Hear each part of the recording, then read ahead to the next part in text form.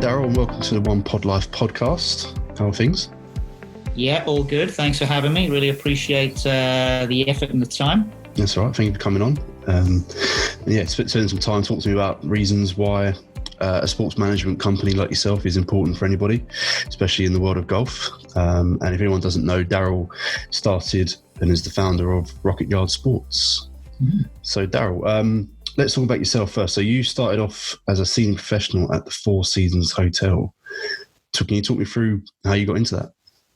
Yeah, that's actually kind of midway through that phase of my career, actually. So when I grew up in South Africa, I was on course to be a tool and die maker. So just basically working in engineering, making stuff out of plastic, really. That's what I meant.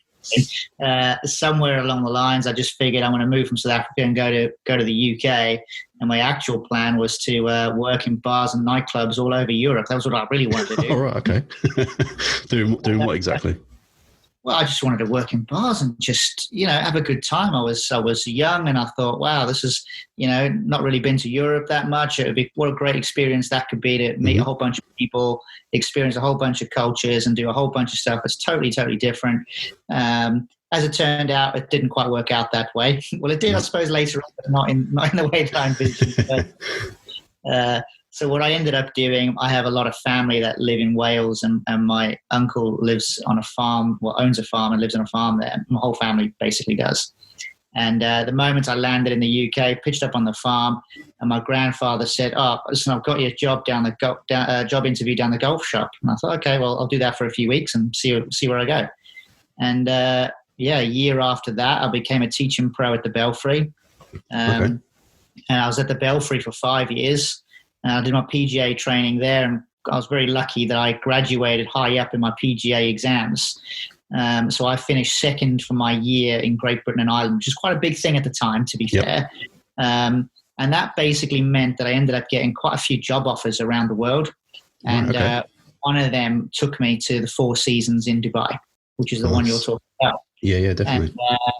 And it was a new complex. Everything about it was pretty brand spanking new. And I came in to be part of the team that was going to integrate a coaching structure and the club fitting side of things. And at the time, there was a tailor-made performance lab that was being fitted into the lab there. And ultimately, I just kind of started working in that process. Is that where you set up the sort of golf facility in 2006? That's right. Yeah. I did that with there was three of us, I think it was, and we all had our different niche and our different expertise, and we all contributed to building a pretty good facility, to be fair. Great stuff. Well, it's pretty good sort of setup for you to push on in your sort of golfing career, I guess you could call it that way. And that led you then to start working with TaylorMade. Well, actually that it led the way, because I suppose I maybe came a little bit onto the TaylorMade radar at that point. But after a year of living in Dubai, I'll be honest with you, I didn't really like Dubai, as in, I like Dubai, but I don't like it to live there. It's very different to live there. When you go there and it's November or January, the weather's pretty good. When you're there in July and you're basically melting, that's not good. It's not the best. So I struggled a bit with that. And I kind of missed the trees a bit too much. So I ended up moving back to the UK. One thing led to another. I then ended up getting, I had a small little travel company actually, which seemed to do quite well, quite quick. I then got scammed out of quite a bit of money actually. And I thought, well, this is a bit colourful for me. I'm not comfortable with this. No. I sold that on to somebody else that lived, another travel company that was based in the area, lived in the area as well.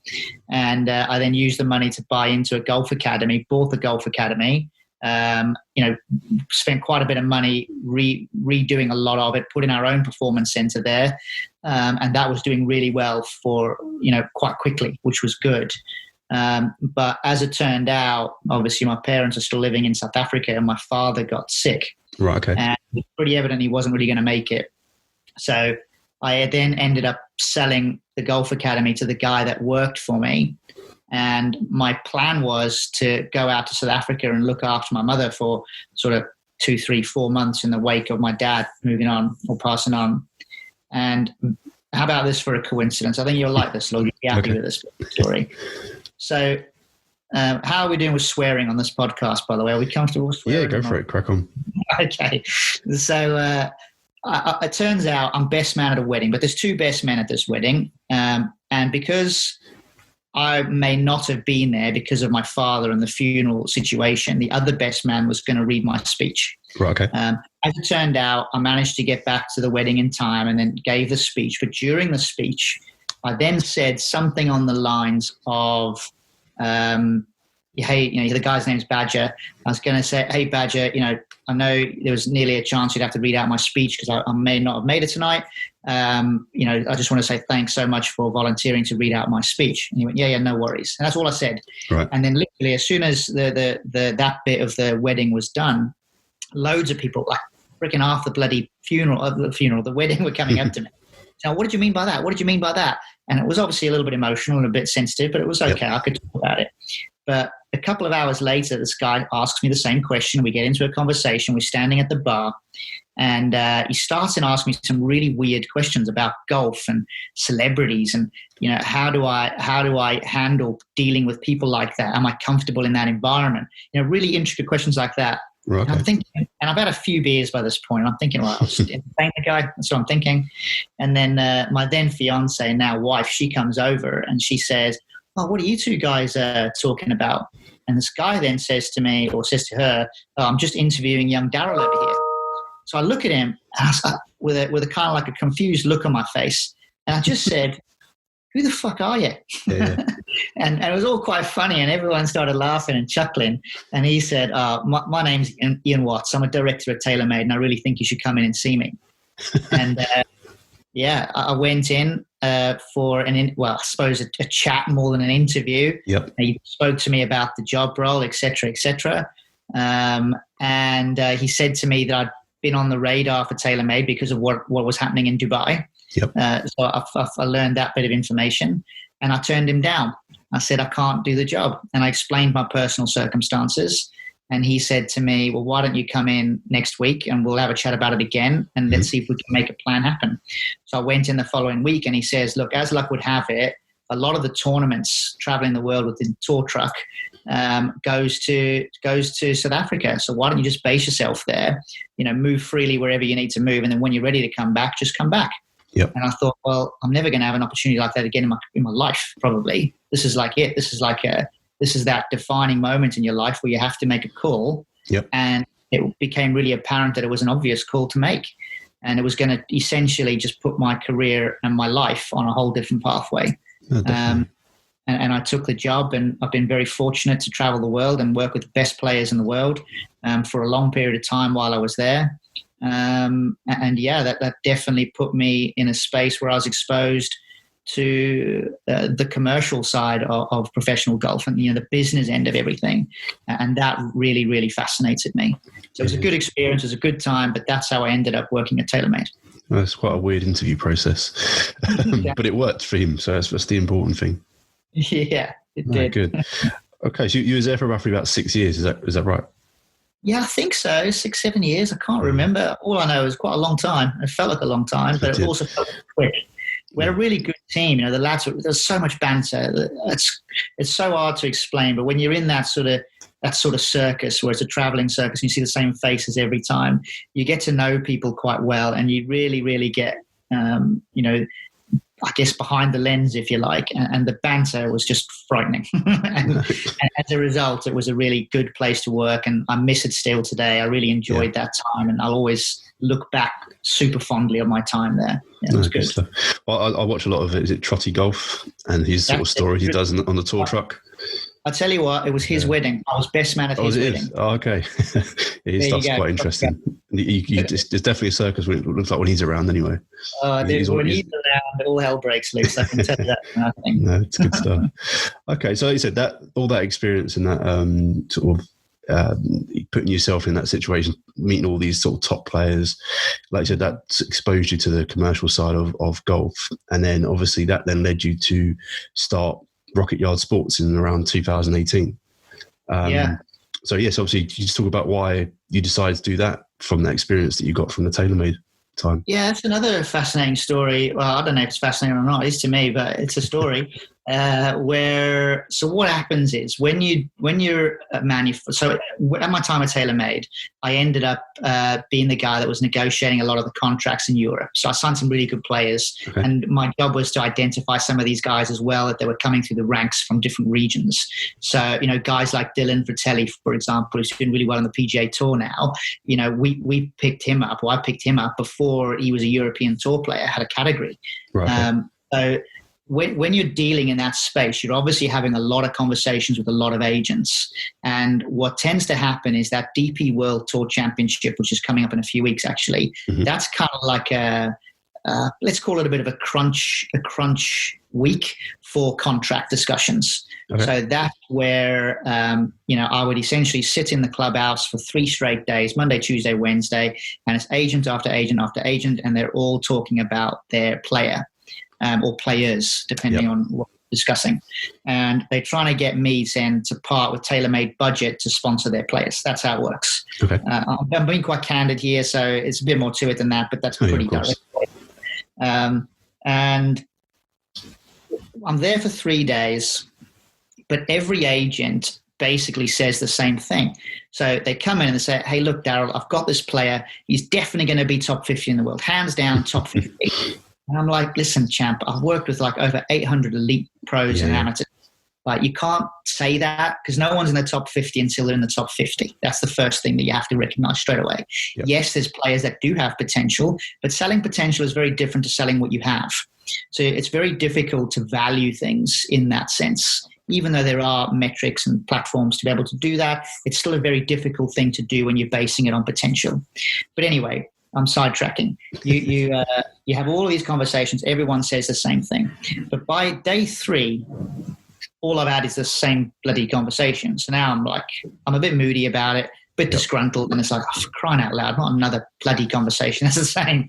So I then end up having this conversation with this agent that I knew well, and he says the same thing. And I ended up then just slamming my hand on the desk and on the table, and he looked at me like totally surprised and shocked. And I just said, listen, you just got to stop talking. Just stop talking. And he was so surprised. And he said, what's the problem? And he said to me, I said, listen, what do you think is important to me? Daryl Evans, think about me. What's important to me? And he said, well, don't you want to sign the best players in the world? And I said, listen, champ, we just signed Tiger Woods like 3 months ago. Yeah. What's your player going to give me that Tiger Woods can't? And he couldn't really answer the question. And I said, look, let's just pull the skin back on this a little bit. And I said to him, what's important to me is a bonus for me, a bonus for my team, and a bonus for the employees working back at headquarters in TaylorMade. That's what I want to achieve. So why don't you sit there and tell me how your player is going to help me sell more golf clubs? Because selling more golf clubs gets me a bonus. That's how this works. It's pretty straightforward. And I could see the penny was dropping in his head. And he then said to me, well, that all sounds great, Daryl. The only way you're going to change it is if you come on this side of the table and start changing it for yourself. And I was like, no, don't be ridiculous. I've already got one of the best jobs in golf. So I kind of like kicked it in the long grass for a little while. Yep. And I've then left that. And obviously now that sort of thought is in my head. And I'd spoken to a few other agents in pretty quick succession. And, there was definitely a little bit of interest from some of those brands for me to go and work with them, which I was excited about. And, some like one brand in particular were big, like they were the real deal, world number 1 players, that kind of thing. I thought, wow, is that the kind of company I want to go with? Or do I want to go elsewhere to try and figure out, to try and lead a company on my own quicker? And I had to really try and think about what I wanted to try and achieve out of the game and out of my experience as well. But equally, I thought to myself, do I really want to leave? This is TaylorMade. I've worked with the best. I've been lucky to spend, I've got amazing stories of myself being at Augusta, for example, which is on this week, and working with the likes of, Dustin Johnson or the Jason Days and, all of these kind of amazing superstars that you see, and you just get a little bit of a peek into their lives and the way they play the game. And those are moments that you can only really get at that volume and at that scale when you work with manufacturers. That's the reality. You can have it in the management game, but the truth is that the closeness like that only really happens with the manufacturers. to be from a performance standpoint. Yep. So I really had to do quite a lot of thinking as to whether I wanted to go down that route or not. But I did figure I didn't want to be 65 years old negotiating that same contract I did when I was, early 30s. I needed to really evolve, and I needed to think about how I wanted to live my own life and start living it in a way that I wanted to live. Yep. So I thought, okay, what I'll do is I'll go out, work for a management company, learn the things that I don't already know, and then I'll set the groundwork in place to start my own business. That's what I wanted. And that's what I ended up doing. Great stuff. Yeah, it's a very long-winded story there to get to your answer. Well, no, but that's what it takes. Well, everything you said, all those processes and experiences, that's what's taking you to get to this level now. So, and without all that, without that guide saying to you, well, why don't you sit the other side of the table, you probably wouldn't be here doing this right now. You still probably be at TaylorMade, probably. Probably, yeah. I think you're right. Manufacturer. Yeah, I think you're right. Or another manufacturer, you just don't know, do you? But you are right. I think that penny was in my head then, and I couldn't get it out. So I needed to spend the penny. That's what I had to do for my own.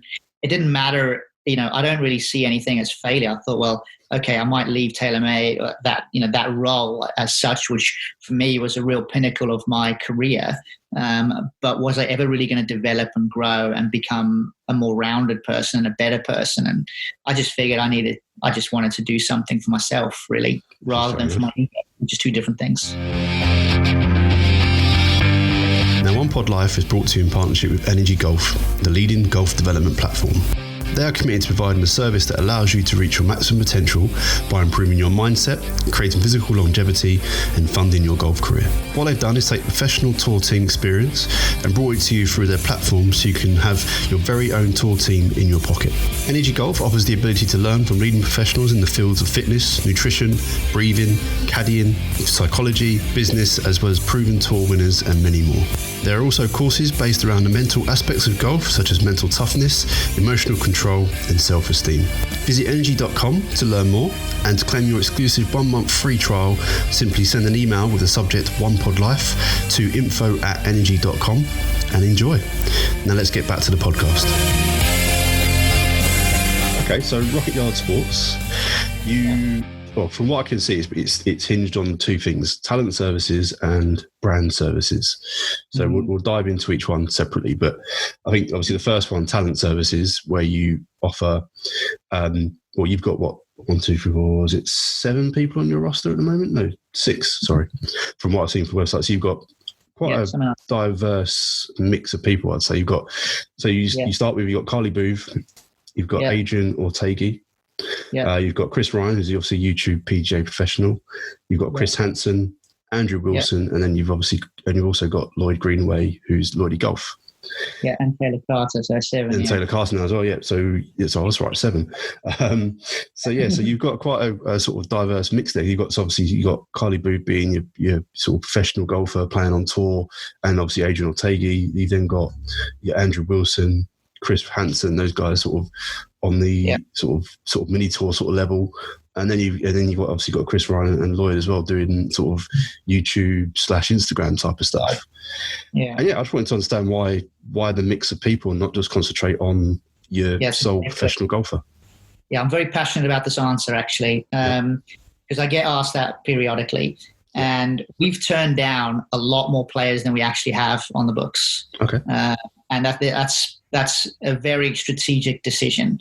And the reason why we want to be niche. We're never going to be a management company that has, 50 golfers on our roster. Maybe one day we'll have 50 players, but they'll cover a variety of sports. They're not going to cover just golf, because my greatest fear is going into a sponsor conversation, and I'm simplifying this greatly, but going into a sponsorship conversation with a brand and saying, hey, look, we've got these 5 players. They all have the same audience. They're all the same type of golf, all the same type of personality. They're all, how can you please pick one or pick several? Like, that's a really bad way of going about your business. Mm-hmm. And we don't want to provide solutions that way. That's just not the right way to do it.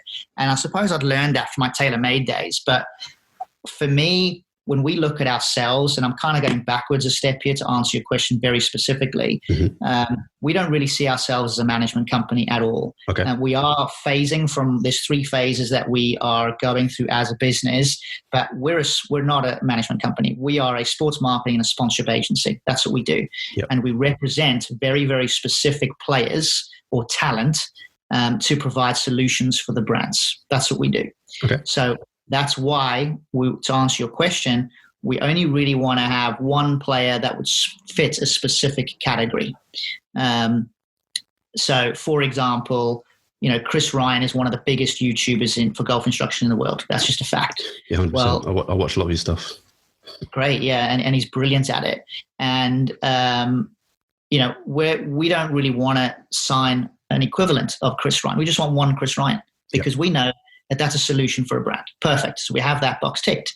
Then, and I hate to use that phrase, ticking boxes, but you'll see my point in a second. Yeah. Then you've got Carly Booth, a powerhouse certainly in the world of social media, related to golf. And, we do keep a record of things like world rankings for social media metrics, and she would rank in the top 10, and that would include other people like Rory McIlroy's and the Tiger Woodses of the world.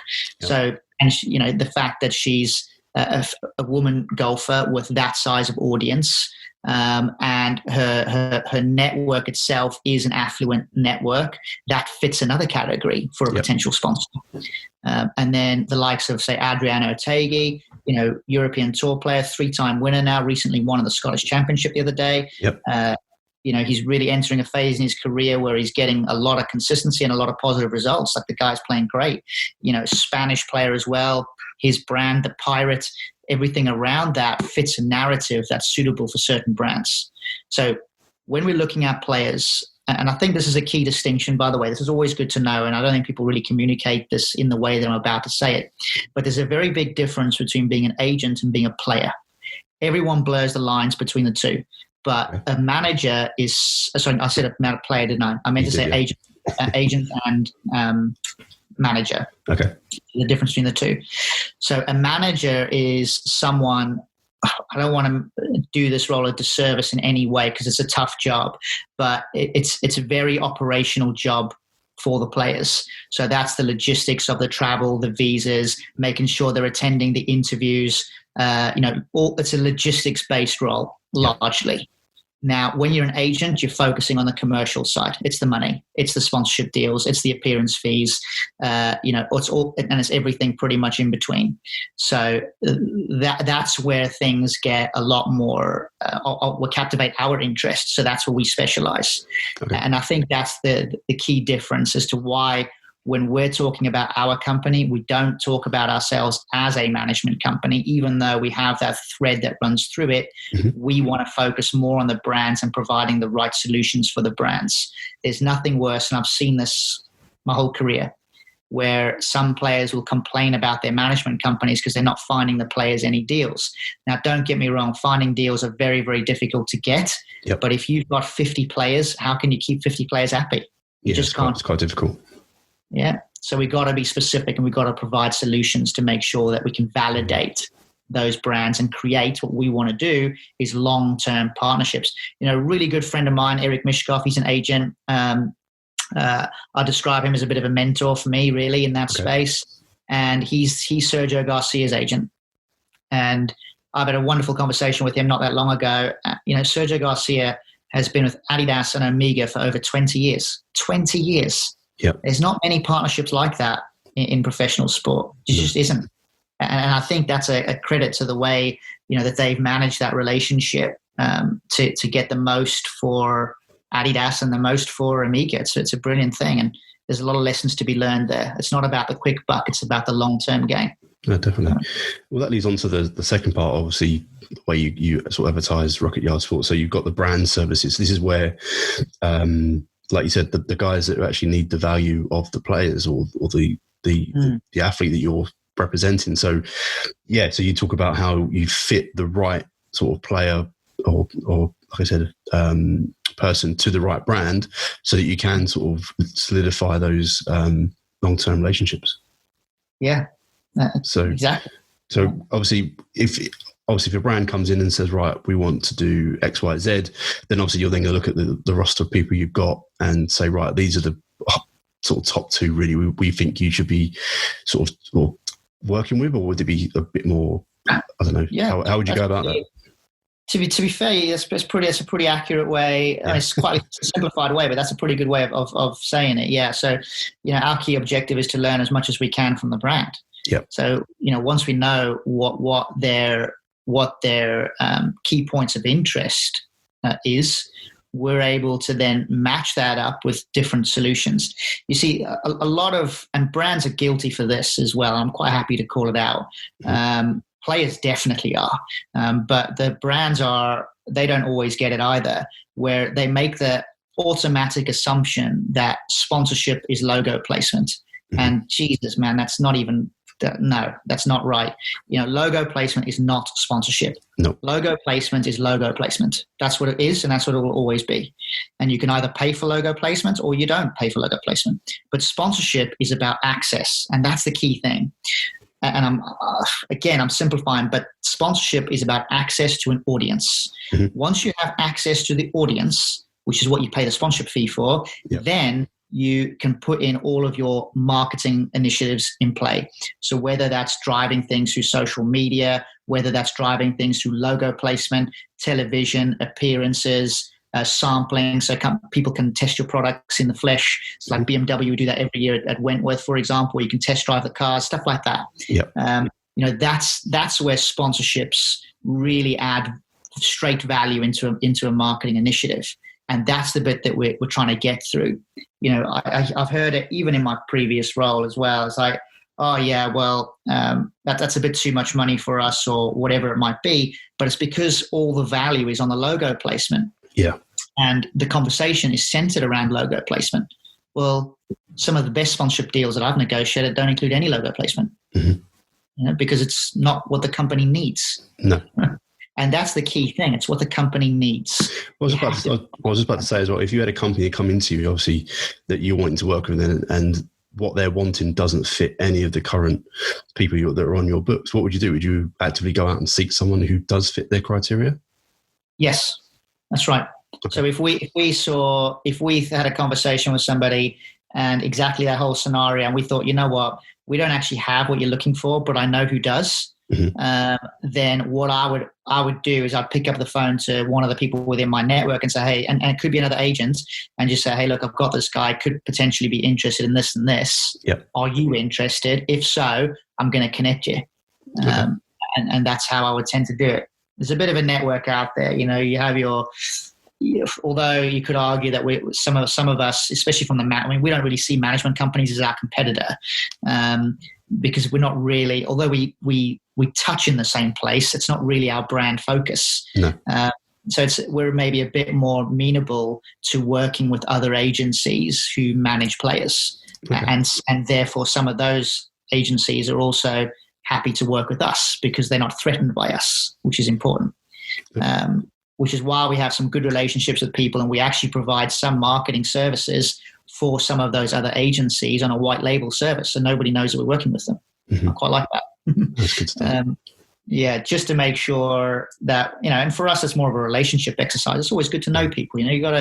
I've been guilty of upsetting a few people in my career, and, luckily I think that phase of my career is probably a bit over. And I think it's always better to get along. So that's where I'm at. Good stuff. Well, my next two questions I've written down was, what do you look for in the talent? Is there any traits? But obviously we've already covered that one with you look for the right, or like you said, you look for specific areas of all sports really to locate them with the right brands. And the second question was, how do you match the right people, the right talent with the brand? But you've already answered that question as well. So I guess as an overall theme, you're trying to make value for both sides, aren't you? Really? Yeah. If there's no value for both sides, it's a bad deal. That's how it works. You have to remember, we're not negotiating Brexit here. Brexit's a one-off. Like, that ain't going to happen again. So, Michel Barnier and the other lad that keeps changing, whatever it is, they can argue till the cows come home, but they're only going to do it once. But in my industry, I could be doing multi-year, multiple deals with same brands for the same players and different players. So relationships is a super, super important thing. So for me to do a one-sided deal that favors the player only is a bad deal for the brand, which means it's a bad deal for me because I'll be affected by that in the end. Yeah. So it has to be a win-win environment. And sometimes you've got to do, there's a back has to be scratched every now and then. And that's the way that the industry works. It's a relationships-based business. Now, once you have those relationships, you can actually get into the meaningful data and detail, which is what we specialize a lot in. Mm-hmm. But you have to have that relationship to get in the door. It's the way it works. And then to go back onto your earlier point about, identifying talent and what the right talent would be, that's always an interesting one because it's so varied, if I'm honest with you. But for us, they just need to have a key point of difference. That's it. Yeah. Something that's different that I feel that they will be able to build an audience around. And if they can build an audience, I can work with that.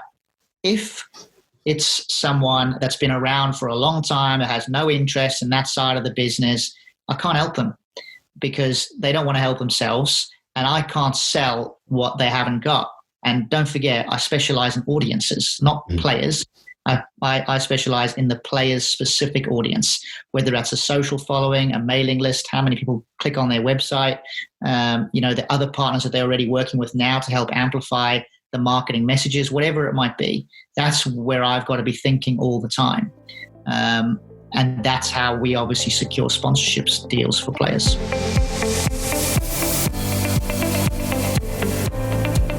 Okay, I can't leave into, I just thought another question that is off the back of what you just said, key point of difference. So if you could give any advice to, I don't know, anyone really who's actually looking to make themselves bigger in any topic or any sport, what would those specific sort of tips be? Yeah, great question. We're actually, funnily enough, we're just creating something called a player index right now, where players from any sport can go on to this platform and fill out the index, which will help them highlight what they should and shouldn't be doing. Right. But one thing is for sure, they need to be developing an audience. So the sooner they can start to build a bit of a brand identity around them, the better they'll be at building an audience. And what I mean by that, audience, and I hate to use vanity metrics, but it's the size of your social following because people look at that closely. Yeah. It's the size of your mailing list. That's really important. I can guarantee you that 99.9% of players don't have a mailing list. And that's pretty bad because that is a sellable product in itself. Yep. And that's a way that you can actually have a direct conversation with your fans. On social media, you can have a passing comment, but on a mailing list, you can have a chat. That's where you can actually engage. That's where you can sell because no player wants to say on their social media, hey, look, buy this bit of whatever it is that I'm selling and use discount code, whatever. Nobody really likes to do that. No. But on a mailing list, you can. Yep. So if I was to give players one bit of advice, start a mailing list. That has huge, huge, huge value. You'll be surprised how much value that actually has. And definitely start to use social media in a way that you are you're just documenting your life. That's all you got to do. Yeah. Just document, when you're at the range, when you're practicing, when you're on the golf course, when you're chilling at home watching the golf like I am with the Masters on, that's a post in itself. Use it. Document. I think I'll definitely encourage more people to not think about more players this season, especially in golf. Yep. Stop approaching a sponsor. I'm going to go off on one a bit here, but you'll see my point. The number one mistake players make, especially young players that are coming through the ranks, what they'll do is they'll speak to a couple of the wealthy members of their golf club, and they'll say to them, hey, Mr. Jimmy, big boy, I just need a few quid to, really help me along my way. And, it's my dream to play golf and I just want to play against the best players in the world. And, your money would help me pay for tour and lessons and this and that. And the truth is that wealthy guy's thinking, Jesus, I'm a charity. He's asking me for charity money here. And that's just not a very good way to pitch yourself. What you should do, and this is what I'd advise the players to do, is you should go to that guy and say, hey, listen, I'd like to chat with you. Yeah. And they say, yeah, fine. What would you like to chat about? I'd actually like to talk to you about partnering with me. I have an audience of X size on my mailing list, and I can do this on social media. I'd love to feature you through my mailing list. I'd actually like to give you X number of golf days per year or appearance time with me per year. Be good to get you connected with some of the people with my networks. I'd like to make some introductions for you to help develop your business, to help grow your side of things. But by the way, it's going to come at a price. And the price I'm asking for is X amount. Mm-hmm. Are you willing to get into a partnership arrangement with me? That's what a player should do. Well, yeah, that's a more desirable package for them to look into. Don't you agree that? Isn't it obvious? Like, it's so 100%. Obvious. But I think the player automatically assumes that it's a relationship, and they feel that they can ask for a handout. But you're not asking for a handout. You're trying to create a business relationship here. Yep. Yeah, that's the difference. It's a business relationship, not charity. It goes back to what you said earlier about both sides getting value. Absolutely. And if they can demonstrate that better at an earlier stage, they'll probably have a lot more credibility within the golf club, actually, which will probably entice more sponsorship opportunities, but they'll make more money. And by making more money at that stage in their career, they'll be able to fund the early phase of their career with much greater ease. And that's what I would say to the younger players, for sure. No, great stuff. I think that's some great tips there, especially the mailing list one. I'll be adding that to my things to sort out in the next couple of weeks during lockdown. Yeah, definitely. Don't hold back on the mailing list. Very, very important. Great stuff. Well, Daryl, thanks for coming on and giving us an insight into what Rocket Yard Sports actually is, and like yourself and your sort of background and how you got to that sort of level to start your own company and hopefully add value to everyone and all parties involved. Yeah, anytime. It's been great to be on the show, to be fair. Thanks, right. Lloyd. Cheers, Daryl. Enjoy the rest of your night. Will do. Have a good one. Enjoy the golf. Yeah. Cheers. Bye.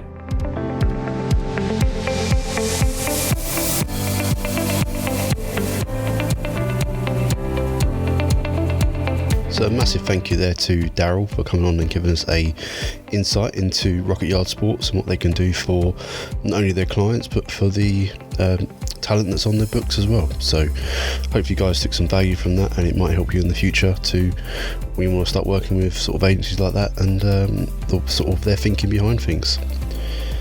Now, as we end the end of 2020, I guess obviously not been a great season for all of us, but we can move forward with some high expectations for 2021, and I hope you guys got those plans down and your goals set, and I'd love to hear what they are. So if you want to let me know, just give me a little DM on Instagram at OnePuttLife, and I'll get back to you, and hopefully I'll be sharing my goals going forward as well. Until then, guys, enjoy, and thanks for listening.